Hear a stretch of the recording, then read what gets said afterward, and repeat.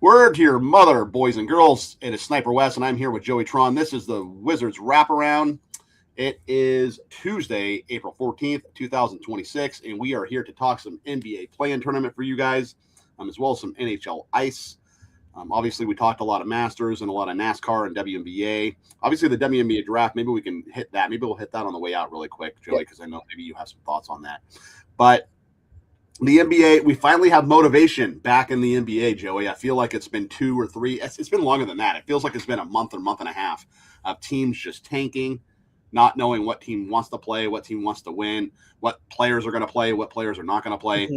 You have to tread lightly in the NBA. Same thing with hockey, to be honest with you. I mean, last night in that Wild and Blues game, there was like a 90-cent move as far as the point line. I mean, Minnesota, the Blues were favored. I think they were like minus 120, and then they closed at minus 190. You know what I mean? In hockey, you rarely see that, right? Yeah, that's a big movement in hockey. Yeah. I mean, it's just playoff implications and players sitting last minute. And, I got lucky. I actually had the Blues as a premium play at minus 125, I believe. And then when it closed at minus 180, I said, you know what? I guess I'm pretty sharp. It was really just a CLV right there. It was really just a matter of luck. But anyway, we do have some NBA. We'll touch on the play-in tournament. Obviously, we have 2 games this evening. We have the Miami Heat visiting the Charlotte Hornets, and we have the Portland Trailblazers visiting the Phoenix Suns. Correct me if I'm wrong, Tron, but these are both the 9 and 10 matchups, right? No, 7-8 for it's 7 and 8 for Portland, Phoenix. Yep.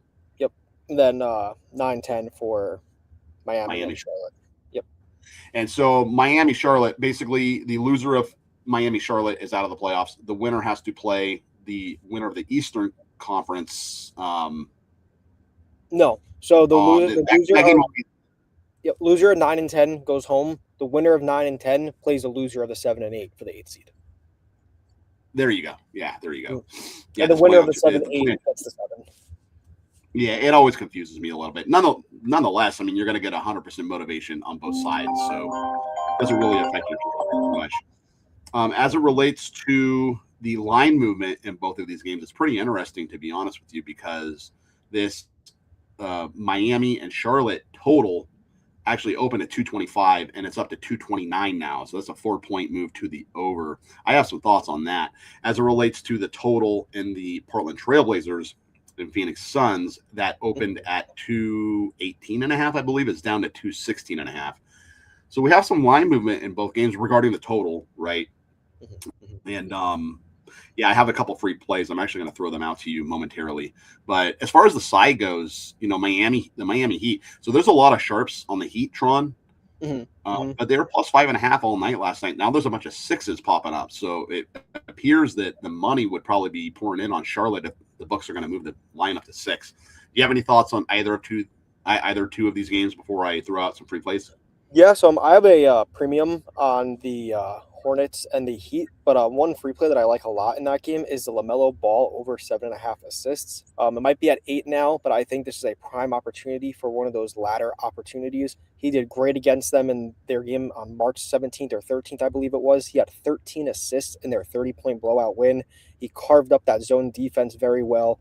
He has Concanupo on the wing. There's no reason why LaMelo Ball should not have another great night on the court.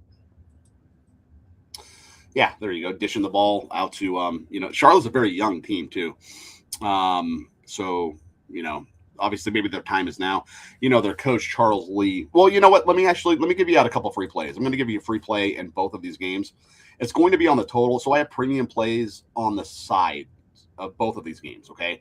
But I'm going to give out totals for free here just because I think I have a beat on both these games as far as the total goes. So with the Heat, with the spread, as it relates to the spread, it's a lot of points here for the Heat to be catching for a very experienced team like the Miami Heat to be, catching against a very inexperienced team like the Hornets. Obviously, Eric Spoelstra, 2-time championship winning head coach. He's been to the finals. Actually, he's been to the finals 6 times, I think, because he went 4 times with LeBron and they won 2 chips. And then he went against the Lakers in the bubble, if you remember. And then he went against the Denver Nuggets a couple of years ago and they lost. So a lot of experience there on that side. So obviously Charles Lee is the head coach of the Charlotte Hornets. And I guarantee you, 99% of the people watching this video do not know who Charles Lee is, right? But they all know who Eric Spoelstra is because Spoelstra's been around a long time and he's been a fantastic head coach. But Charles Lee, man, he's it's been really, really good for this Hornets team. He's actually a Coach of the Year candidate. And, it's hard to get a really young team to come together, but he's really made that happen. But the Heat, as far as the total goes, they've been running all year. They're actually playing to the over. They're 47-35 to the over on the season. The Hornets play to the under. They're 31-51 to the under. But with this being a play-in game, and if you look at the history of the play-in game going, years back, Tron, there's a lot of unders. I mean, it's basically like, it's an elimination game. It's win or go home. So, they tend to be a little bit slower. That's why this total opens so low, I think. And, or so high, actually, right? It's 225. It's gone up to 230.5. But what I think is really going on here with this one going up, with the Heat line going up, is I think people are trying to middle it because it opens at 225, right? And it goes up to 230.5. So I think people are buying back, right? They got in at 225. Now they're buying back at 230.5, and they're hoping it winds up in the middle. So I think that this game is actually going to go under the total. I think it settles right around the 225 where it opened. Maybe goes a little bit over that, but stays under the 230.5. So if you can get under 230.5, under 231, I think that is the way you go in that particular game there. Okay. As it relates to the Blazers and the Sun, so this is 216.5. Remember, it opened at 218.5. It's down to 216.5. But, Tiago Splitter, he's been a fantastic head coach. Obviously, the Chauncey Billups firing and that whole fiasco and everything. And he stepped in. He's got his team to play. They're here. They have a chance to make the actual playoffs. The Suns, they won the first two head-to-heads. And then Portland won the most recent game. But there were players out on both sides, so that's kind of a throwaway game for me. Dylan Brooks and Devin Booker, they're both likely to start here, but they're both questionable to play. But they're probably, going to suit up.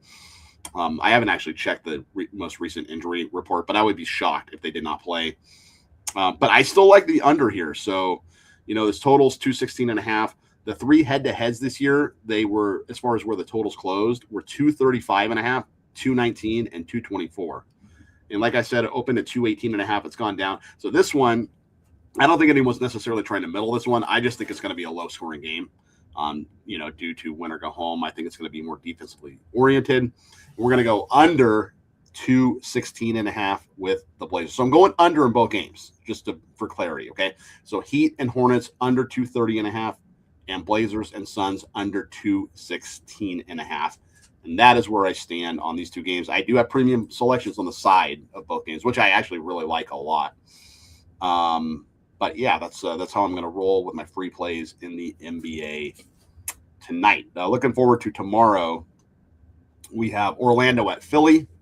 I'm sure Mr. Tom McCrena, aka Rycape, will have something to say about that game. Maybe we'll get him to come in off a smoke break and actually talk some NBA or something. I mean, if he has a 10-minute smoke break, why can't he just join on his phone, right, Tron? Exactly. I mean, we get about 8 comments from him every single show. I'm sure he can hop on for a couple minutes. I think that's going to be a great game. Just to chime in for a second, that Sixers game tomorrow night, I think that's going to be a phenomenal game. Yeah. Speak of the devil. Love the mellow assist, look, Tron. Thank you. There you go. Okay, he's got under 229. There you go. Not going to 225. Not anymore. That's where it opened. I feel good about my number. How low is too low? How low is too low? I'm assuming he's talking about the Suns game. Yeah, I would assume that too. Yeah. How low is too low? I mean, I don't know. I don't know if it's going to go any lower than where it is right now, to be honest with you. Otherwise, we'll get some over money, But I don't know. I'd probably, if it went down another maybe 1.5 or 2 points, that's probably too low. Not that it can't end at like 201 points, but, at some point you got to draw the line as far as your handicap goes. Especially for an NBA game. I feel like you're really teetering now. Once you hit 216, 215.5, man, you're really, in my opinion, you're flirting with some no man's territory in my eyes. Here we go. Take the Sixers on the money line ASAP. Yeah. Wouldn't expect anything else from Tom. We'll take the Flyers tonight too. Oh, there you go. Yeah, Philly's -2 against the Magic currently as it sits right now. And then we have his infamous let's cash some tickets as well. Regarding the other game tomorrow, so we have Golden State at the Clippers. Did you hear that Steve Kerr said that Steph Curry and I think someone else are on a minutes restriction in this game. That's ridiculous. Yeah, in a playing game, I heard 40 minutes. That's all they're playing, no matter what. It's like, I don't know about that. You might want to win this game. You know, they're 5.5-point dogs too, as it is. So, in LA facing the Clippers, I'm not sure exactly what that's all about, but I did hear that. I heard it on a couple different podcasts. So, very interesting there. All right, well, let's move over to the Ice, Tron. And let's check out what's going on in the National Hockey League. So, obviously, you know, as I alluded to last night, a lot of line movement in a lot of these games. Mm-hmm. We have, well, let's look at the standings here real quick as far as the playoff race goes. So, playoff picture. Penguins and Flyers are all but locked up for their that series. So, I'm looking forward to that one. Right.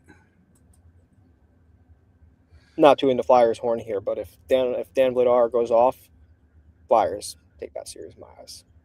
Penguins are just too old. I don't know. Yeah. Old team.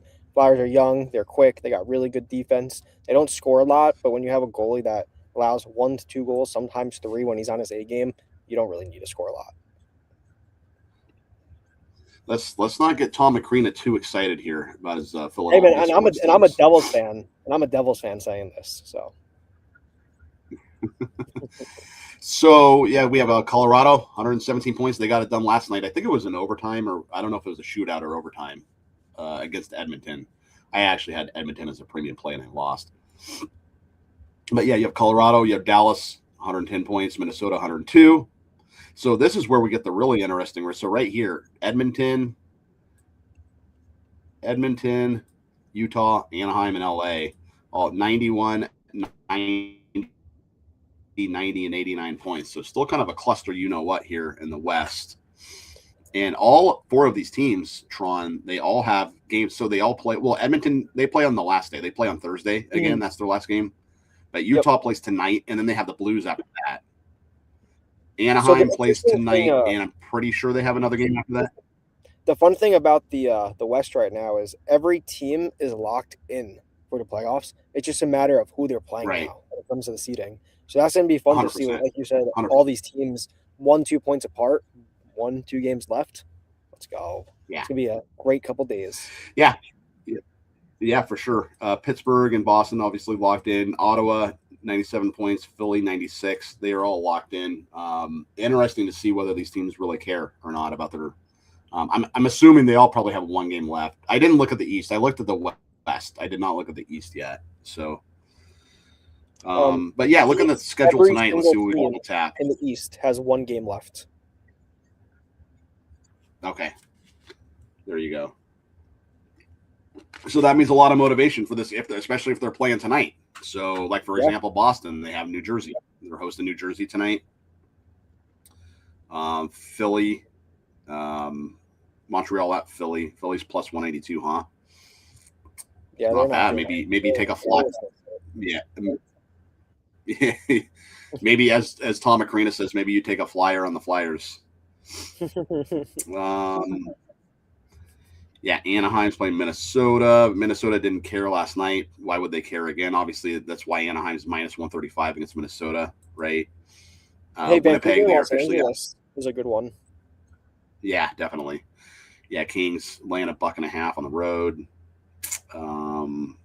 Winnipeg, Utah. So I'll tell you what, I actually have a couple free plays here I'm going to throw out in the national. Well, actually I have one. I have 1 play in hockey, and then I have a baseball play. I'll hit the baseball one on the way out. But I do like the Mammoth here tonight, okay? And I like them on the puck line. Obviously, they're a little bit juicy. If you wanted to just bet them, the Utah Mammoth, they're minus 180.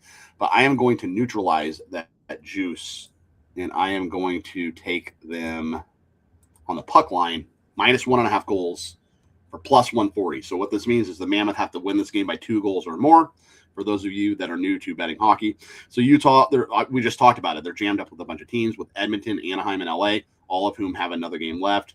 The Mammoth plays St. Louis. They have them on deck. So they need this game in a really bad way. I think they're going to come out firing here, Tron. I think they put this one away early. The Mammoth, they play well at home, first of all, and they are at home here. They're 21-15-3 at home on the year. They are off 2 losses. They had a terrible loss, a 4-1 loss to the Flames their last time out, which is atrocious because the Flames are terrible and they needed that game for playoff implications, and they obviously were a no-show.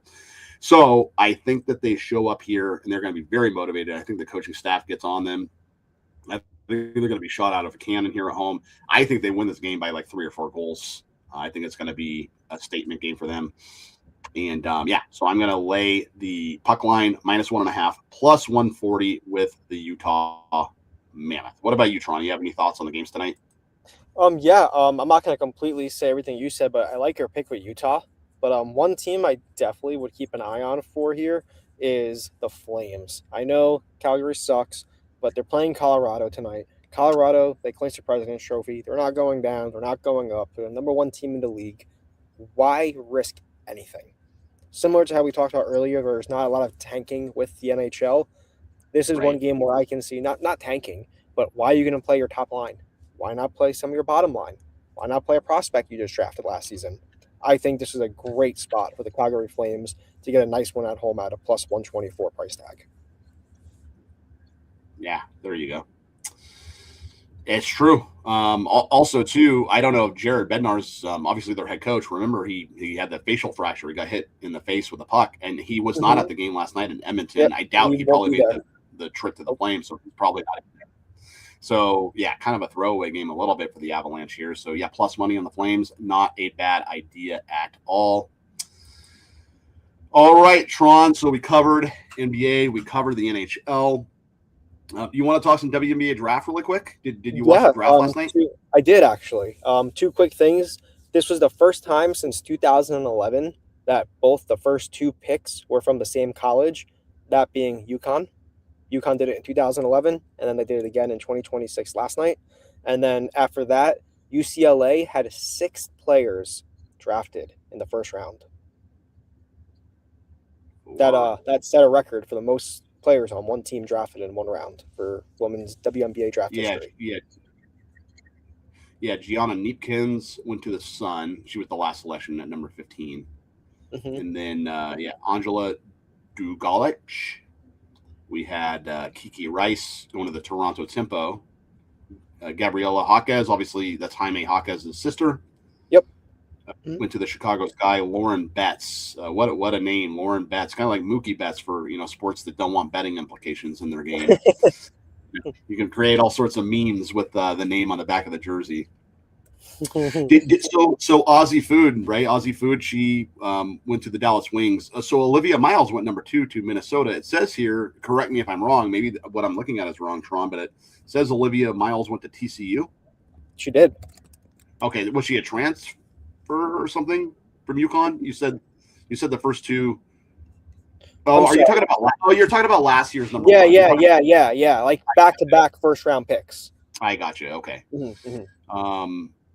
Yeah, and like you said yesterday, she went to Dallas. So now her and Paige are going to play Bonnie and Clyde once again. Yeah, I think they're gonna kill it. Yeah, partners in crime there. Partners in crime down in Dallas. And the Lone Star State, speaking of the Lone Star State, obviously the Connecticut Sun, we talked about them too. They're going to be moving down to Houston. Mm-hmm. So, yeah, WNBA getting bigger and better. And we got 3 teams coming. We got a team in Cleveland, a team in Philadelphia, and a team, I think it's San Antonio, over the next 3 years. So they're really developing this league. So it's nice to see. Yeah, Texas is they're getting their fill of the WNBA. They're getting 2 more teams. So it's very interesting too.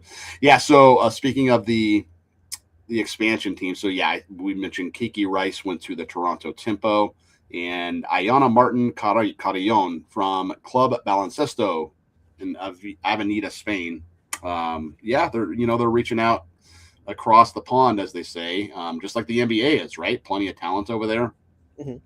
And, a lot of these players, too, they're coming over from Europe to go to college first because the NIL money, too. You know what I mean?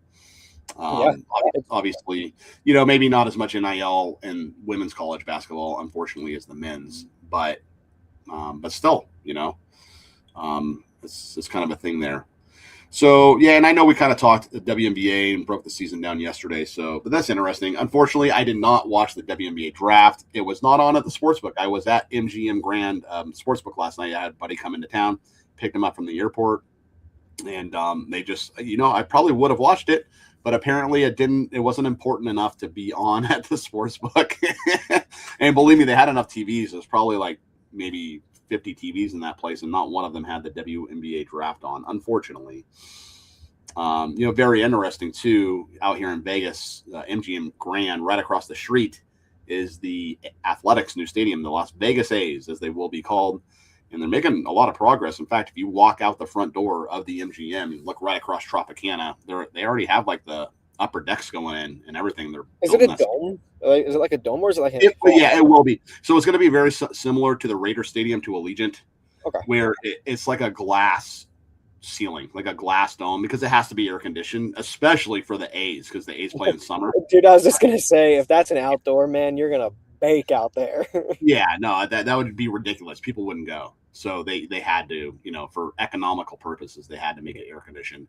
So yeah, but it will have the feel of an outdoor. They wanted it to feel like outdoors. So it's a glass ceiling. So, there'll be plenty of light and everything, but it will be air conditioned during the summer. Rest assured. But that'll be interesting. A lot of people, Vegas is the number one tourist town in all of, the United States, at least. And people come in from all over, the country for conventions and concerts and whatnot. And if you're, a Cubs fan, you come in, the Cubs might just be playing the A's. You never know, so you can go catch a ball game as well. I was talking to a guy in the sports book last night. He wasn't really into hockey, but I told him that we were at MGM Grand. I told him you can literally walk over to T-Mobile Arena. You just go down a corridor and you're there in like 10 minutes. He's like, really? He's like, there's a hockey team here? I'm like, yeah, the Vegas Golden Knights. I pointed to the TV because they were on last night. I said, yeah, literally, you can just walk right down this corridor and you'll be in the stadium. And the guy's like, oh, I'm going to go. He's like, do they play again? And they actually do. They play on Wednesday. So he said he was going to go catch a Golden Knights game. You never know. Maybe I put another butt in the seats for the Vegas Golden Knights.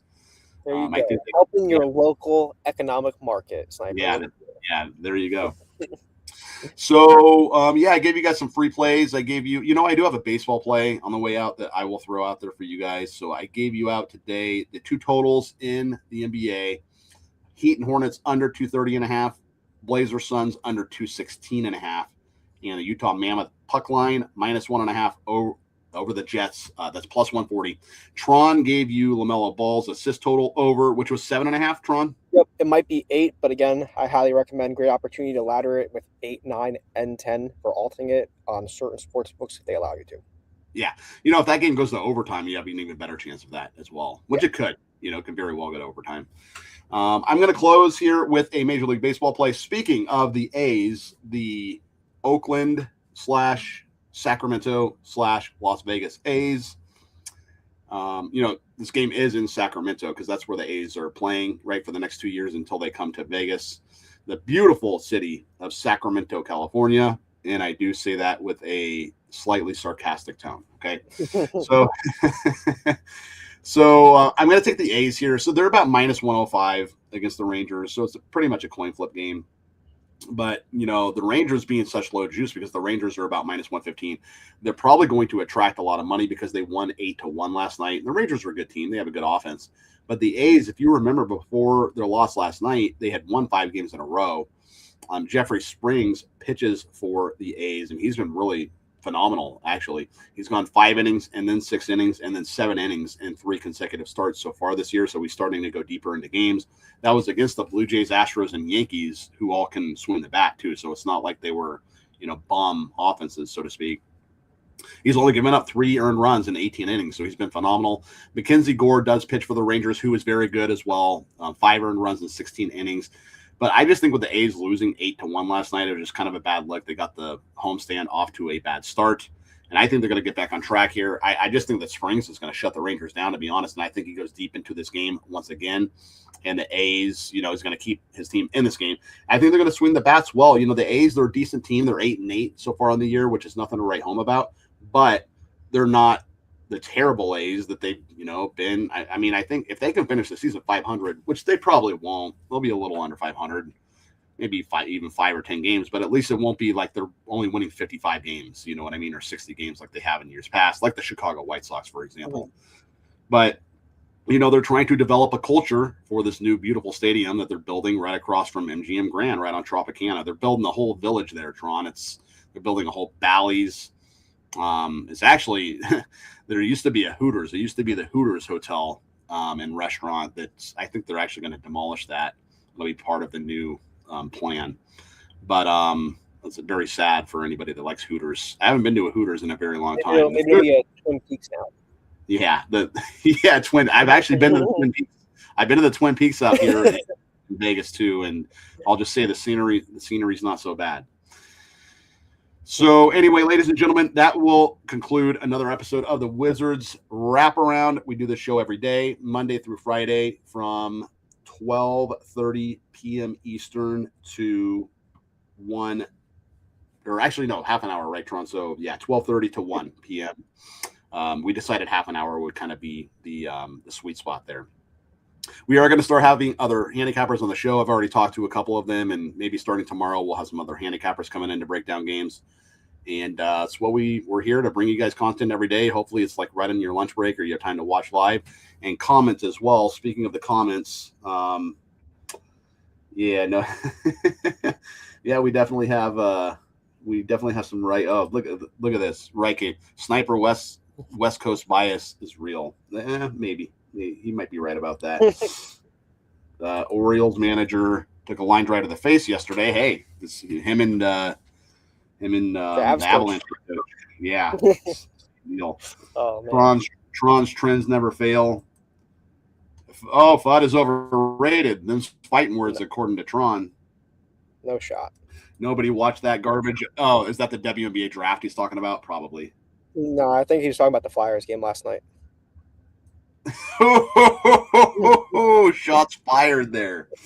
Wow, the A's definitely are allergic to 500. So anyway, ladies and gentlemen, that'll conclude another episode here. Thank you guys for watching. We'll be back tomorrow with some more breakdowns of games. And until then, peace out and keep firing.